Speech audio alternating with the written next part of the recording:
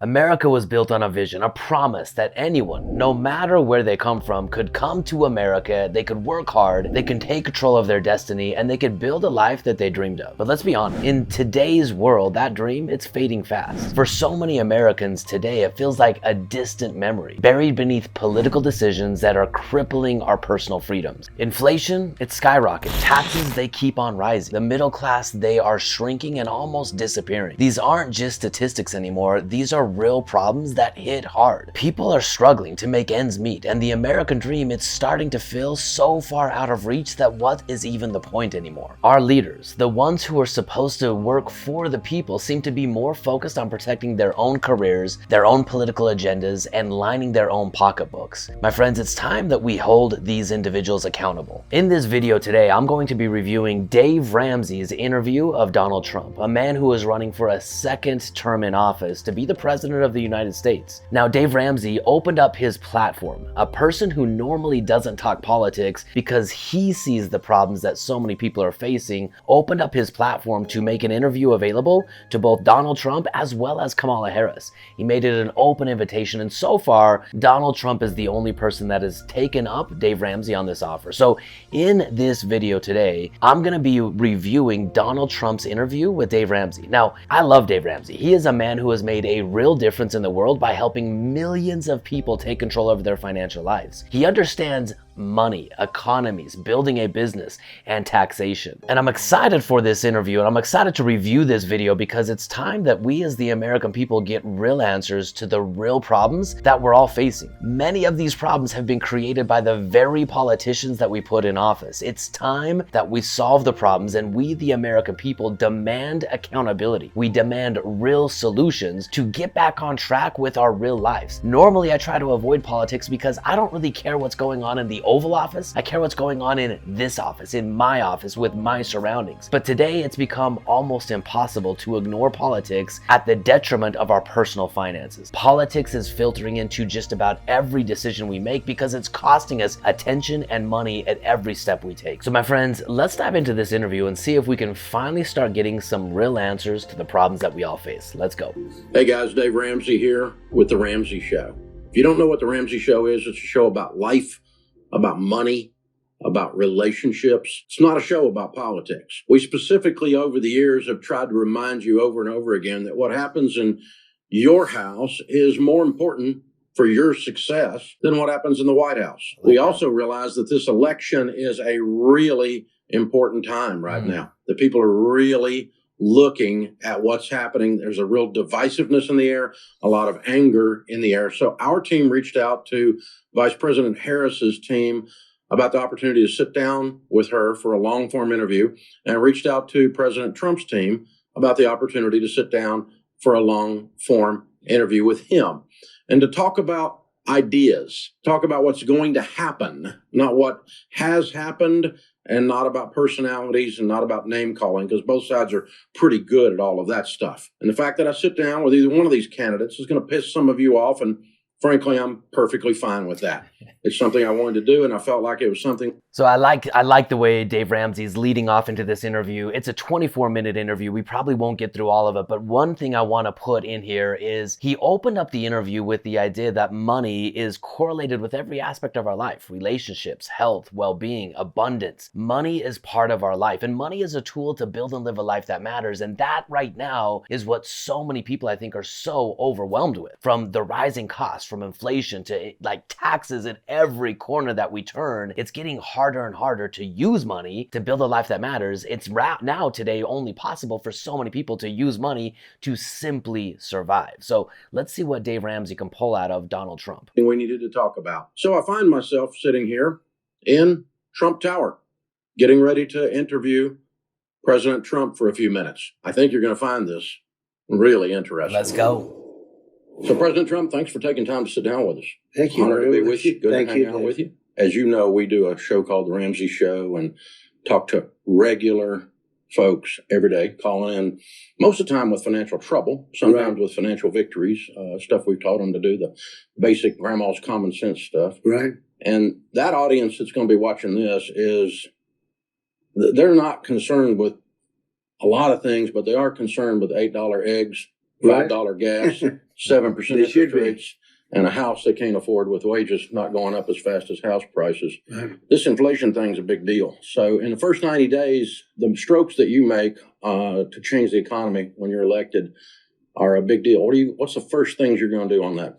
Well, in terms of inflation, you're right. And it's almost inflation over the economy, if you want to really know, because people are getting wiped out like never before. I think it's the highest inflation we've ever had. They say it's the highest in 48 years. I think it's the highest ever.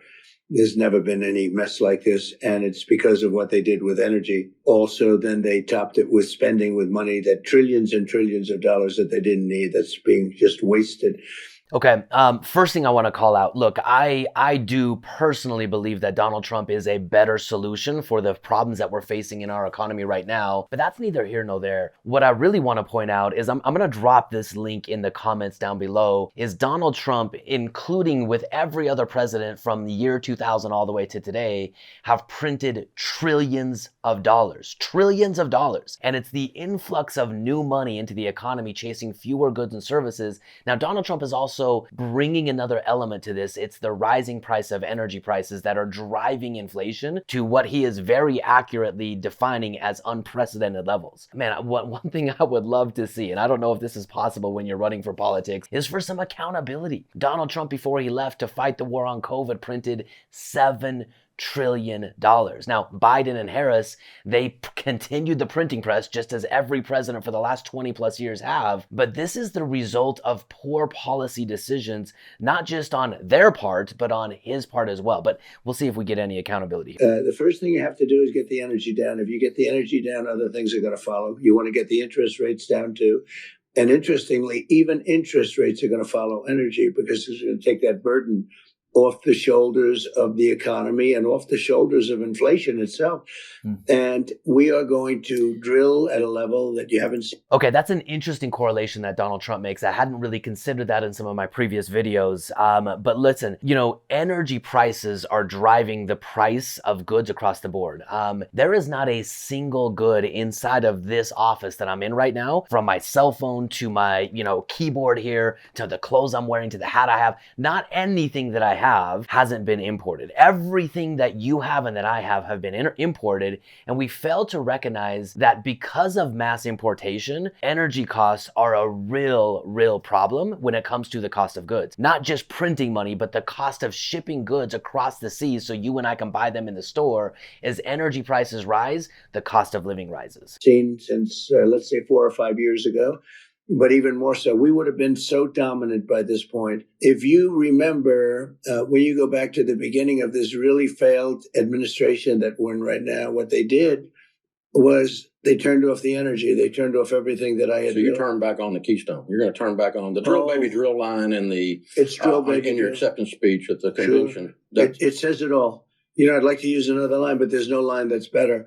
And we're going to drill, baby, drill. But he'll probably go on to explain this a little bit more. But listen, at the end of the day, America is sitting on, up in Alaska and in other parts of the country, we have more energy resourcefulness and energy opportunities than any other country. We have the most rich, diverse opportunity to tap into energy, which would lower the price of everything. It would make everything in America more affordable for the average individual and everyone else in between as well. But I don't know if he can get it done. Now, he did get the Keystone Pipeline for sure. And when energy costs come down, my friends, again, the cost of living comes down with it. So I'll stop interrupting. Let's see what he has to say. The fact that they turned it off, and then the energy, if you look back at the very initial period of their administration, the numbers started going through the roof, the energy numbers. Inflation was good. And then well, and just as a reminder, 4 years ago, what did it cost to fill up your gas tank? Now, the prices have come back down a little bit, but remember when it was $5, $6, $7 a gallon? I remember in Trump's term, I could fill up my tank for about $2 a gallon. So this is true that Trump has a track record of bringing down energy prices. They went back to Trump, where they're trying to equal it, and it kept it bad as opposed to horrific. And it's been really bad, and the energy has been very expensive, but nothing like it could have been. So they went back to Trump type things, but we would have been now 3 to 4 times more. We would have been dominating the entire world on energy. We have more than anybody else. as you've heard me say, but as you also know, Right. I call it liquid gold. We have more liquid gold under our feet than anybody else, actually by far. We would have dominated. We would have been taking care of Europe. We would have been taking care of Asia. We would have been taking care, Anwar in Alaska is the biggest find anywhere in the world. It could be as big as Saudi Arabia. And I got it. Ronald Reagan couldn't get it. Nobody could get it. I got it. It was done, ready to start. And when these people came in, they turned it off. They terminated it. Nobody could believe it. I don't know if people realize that 10 to 15% of the entire economy is energy, Right. and it weaves its tentacles through everything else.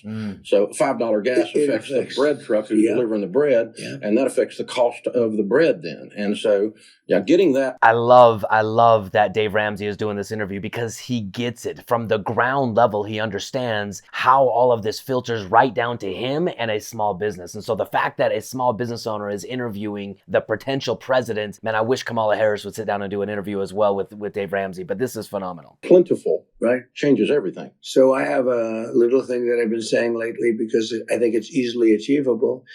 We pay very high energy costs, and especially now, but we're paying very, very high. I believe I'll be able to get energy down to 50% of what it is right now within a period of less than a year. Wow. That's pretty good. It's going to happen fast, okay? It's going to happen fast. Well, what are you going to do to do that? What causes that? That right there is the question. If more reporters ask that question, I can't wait to hear what Donald Trump says, but what are you specifically going to do to make that outlandish promise come to fruition? How is Donald Trump going to cut energy prices by 50%? How is Kamala Harris going to enact her financial plan? What specific steps are you going to take to make this happen? Let's see what Donald Trump says. Drill. They're gonna frack. They're gonna do things that they have tremendous additional. So taking the regs off, taking the regulations off. We have to. They put them back on. They put regulations back on. That areas that have no environmental real meaning, they don't let them drill. They're taking leases away, government leases. So deregulation. I think we can get energy costs down to half of what they. If we do that, that's pretty dramatic. If everything, all of those inflated prices are going to come down with it. I think the other piece of that, and I know he was part of your administration, and you and I were talking before we turned the cameras on, that we have a mutual friend in Art Laffer. And I know he helped a little bit with the tax code in the last administration. And I personally have experienced the Laffer curve, that lower taxes causes increased revenues to the federal government because it heats up the economy. And I'm a small business guy. When you lower my taxes, it doesn't mean I put it in my pocket. It means I hire people. Right. And so talk about lowering taxes in the first year of your administration. Okay, super powerful question right there. And this is mathematically proven by the economist Art Laffer. It's called the Lafferty curve. And it shows that when taxes are lowered and people pay less taxes, the government actually gains more revenue because people then go out and spend money. Business owners hire more people. It drives the economy. The more you increase taxes, it stagnates, it stifles, and it makes money literally disappear. But the more money's moving in the economy, meaning if taxes are lower and businesses like Dave Ramsey hire more people and those people have higher wages and can go out and spend more money, there's other forms of taxes that come in on the back door. Sales tax, property tax, all of the things that people go and buy with their money because they have more spendable, disposable income. So I love that Dave Ramsey, a small business owner, is asking, how are you going to lower taxes? Will you lower taxes? The other side of the plan, Kamala Harris's plan, is raising taxes, which it economically is disproven. It will not work. So let's see what Donald Trump has to say. Yeah, you probably saw my plan, and I think we have something really good. I was yesterday in North Carolina, which is great. That was the furniture capital of the world, and China then went in and did a number and took so much of that business, most of that business. The talent, I used to go there to buy furniture for hotels and things. Hickory, North Carolina. Yep, in Hickory. I was in Hickory yesterday and made a speech. And we're going to bring it all back. What we're doing is there's sort of a two-phase. Number one, I took taxes from 39% to 21%. You know that better than anyone. It's the largest tax cuts in the history of our country. And that was great. That's why we became so successful. You think we can do that again? Yeah, I think we can go lower. And I'll tell you what I'm doing. I'm bringing it from 21 to 15, but you have to manufacture your product here. Oh, no, we're embarrassed. We screwed up. Our warehouse is overloaded with survival food kits, but our mess is your game. and then you pay 15%. And then I'm going to put tariffs on countries so they can't come in and steal our business, so that our businesses now can be competitive. Not that, I mean, China came in and just stole all our furniture and many other industries, by the way, including steel. And I saved steel by putting 50% and 100% tariffs on all of the steel that they were dumping.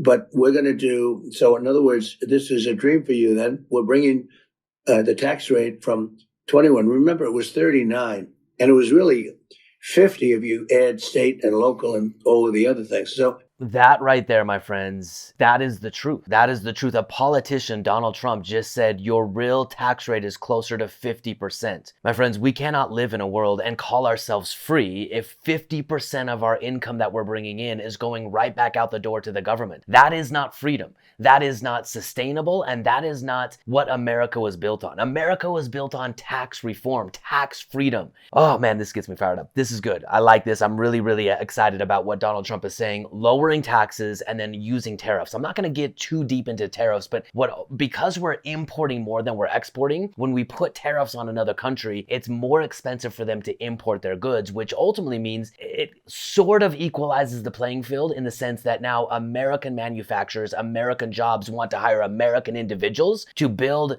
the goods and services that we're currently importing from other countries. So it gives more jobs. It makes the cost of goods go up slightly. It does. It makes the cost of goods go up slightly with tariffs, but it allows more jobs to be created in the United States. But just the idea of recognizing that Americans are taxed at 50% from federal, state, employment taxes, that means you're working all the way until June just to pay your taxes, my friends. And that doesn't include all of the other forms of taxes that you're paying once you've already paid taxes on income. So I love that Donald Trump is recognizing that and is addressing that. That, my friends, will do more to stimulate the economy than anything else, lowering the tax rate. We're going to bring it down from 21 to 15. I got it down to 21, which everyone said was impossible, and got it approved by Congress.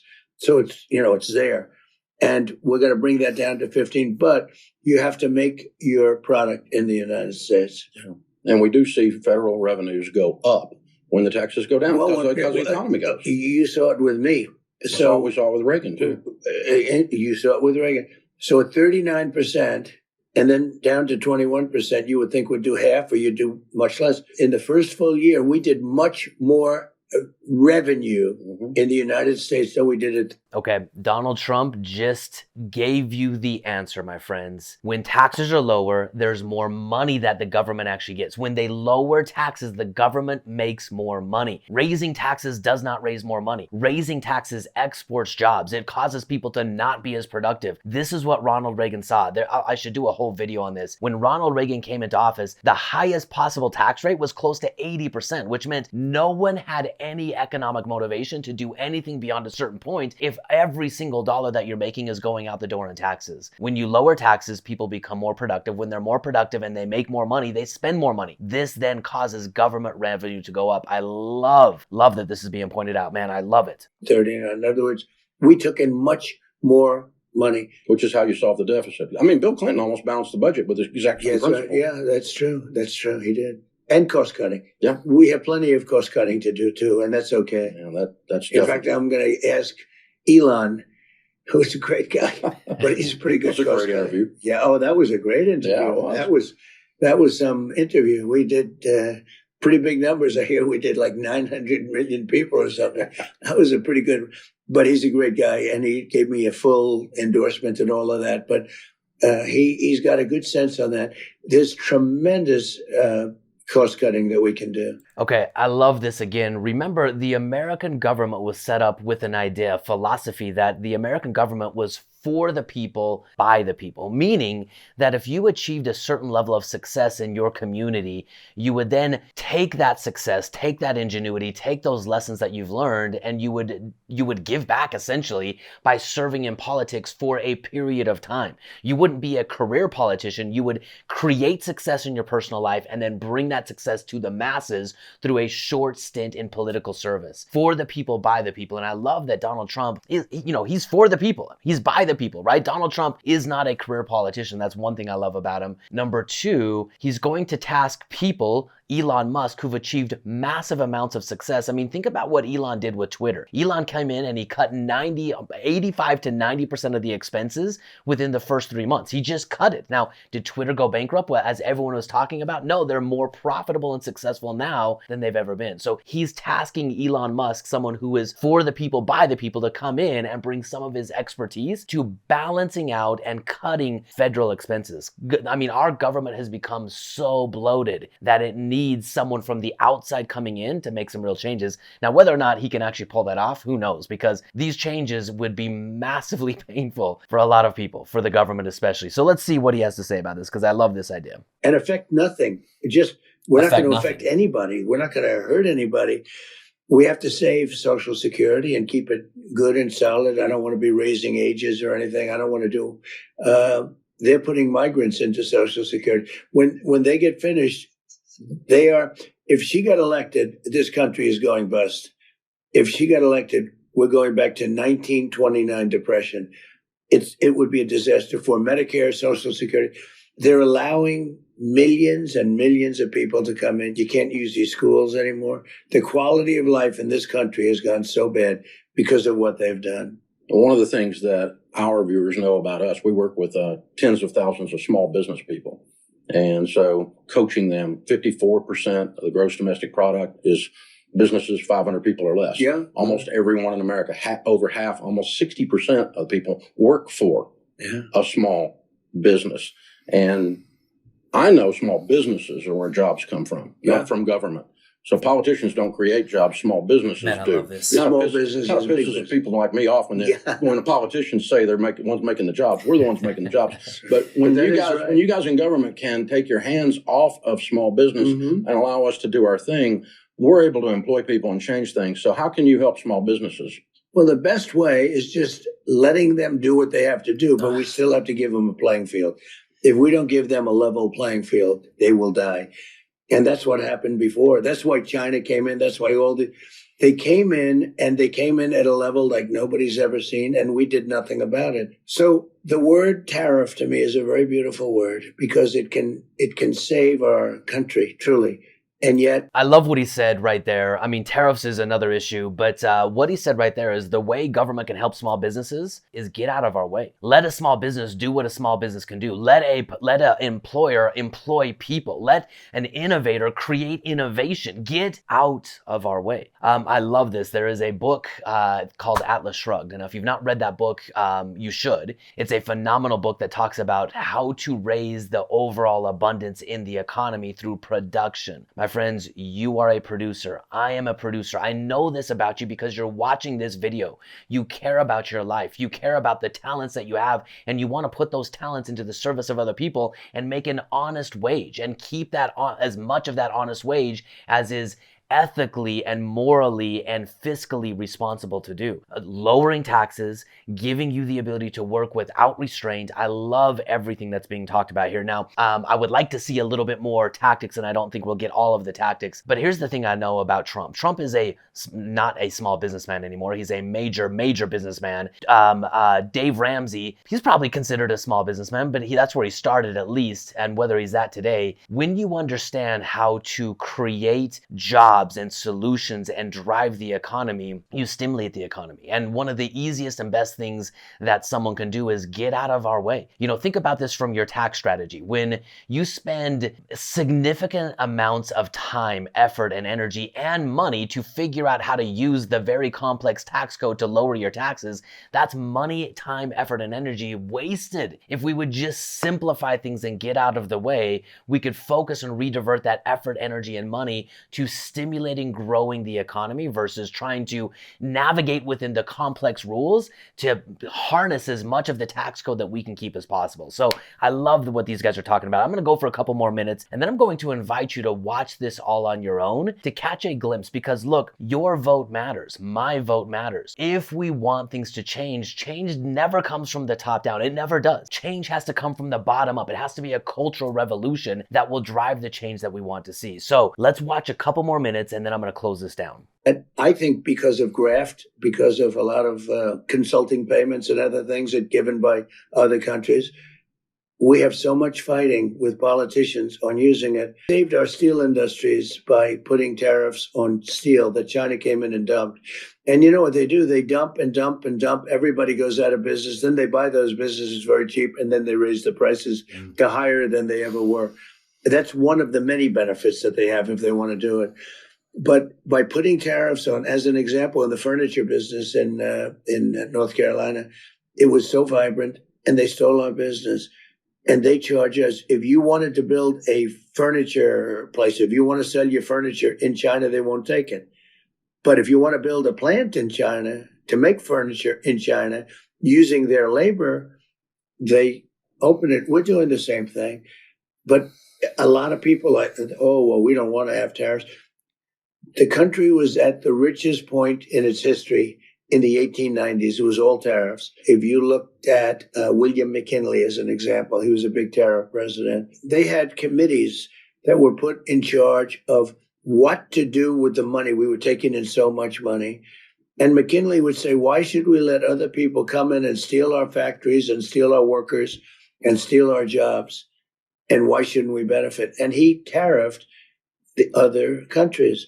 And we made so much, and then they went to the income tax system later on. But they would actually they had a blue... Okay, man, Donald Trump is a student of history, obviously. 1890s was before the federal tax code existed. There was no income tax until the early 1900s. And that was one of the richest, most wealthy times in America before the income tax was initiated back in the early 1900s. So for the sake of time, I'm not going to get into this, but this man right here has some very solid, powerful economic ideas. If you're feeling the economic pinch, which I imagine you are, we all are, it's time to raise your financial IQ. Here's the way I want to end this video today. The real American solution is you becoming a better producer, you becoming more involved, you becoming more aware, and raising your overall intelligence, which includes your financial intelligence. For too long, we've been promoted that we can be asleep at the wheel, that we can trust the politicians, that we can trust Wall Street, that we can trust everyone around us, and we can just put our heads down and watch Netflix and everything's gonna work out. I think we've all realized that we have to take ownership of our lives, of our decisions,